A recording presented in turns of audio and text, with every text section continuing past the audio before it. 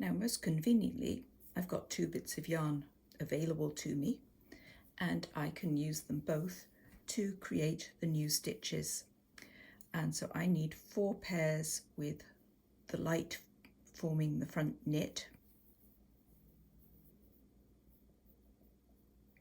So if I hold the yarns with the light at the back,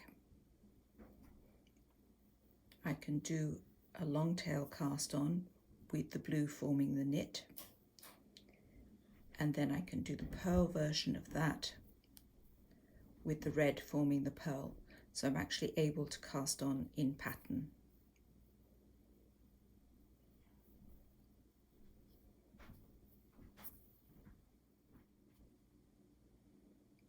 Counting from the last pair that weren't cast off, I've added 1, 2, 3, 4 pairs with the blue in front, or the light colour in front.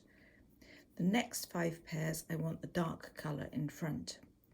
So I'm just going to twist them around one another, and now I can make my knits in the dark colour and my pearls in the light colour.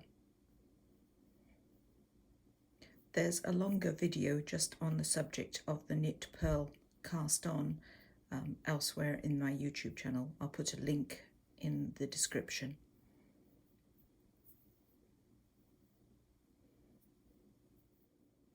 So checking, there was the colour change. 1, 2, 3, 4, 5 pairs. And last time I twisted them with the red over the top. So this time I'm going to twist them with the blue over the top, and that way I can make an edge with many colour changes without getting tremendously twisted up. So we're back to the light being the front layer and the dark being the back layer for the next 11 pairs. There are my next 11 pairs, counting from the 2 blues side by side, and now I can go back into pattern. Pick up my yarns,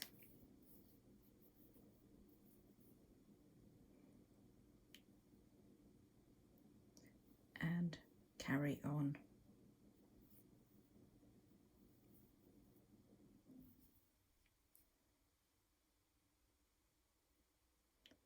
I'm actually going to try an experiment.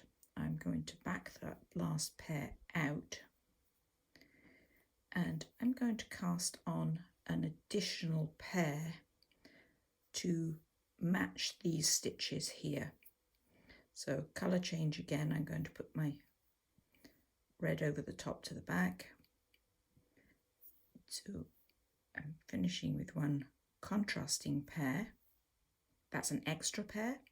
And I'm going to use that on the next row to join together with this pair and decrease it away to create an extra strong join at the bottom of that hole. Back into pattern. This is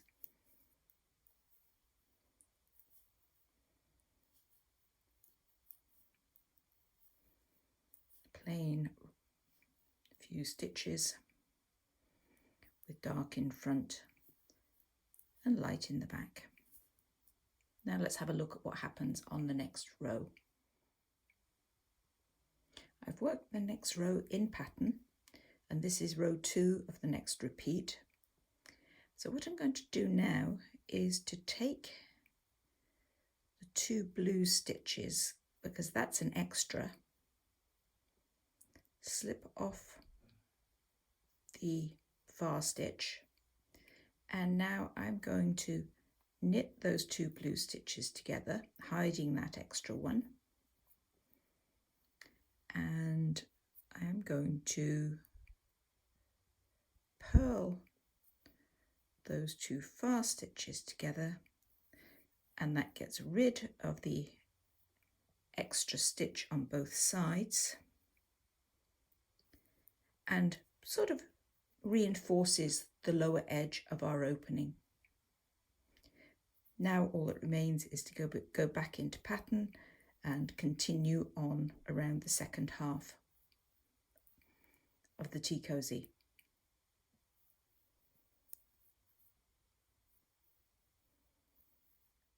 And there is our very elegant spout or handle hole, begun and ended without breaking off the yarns.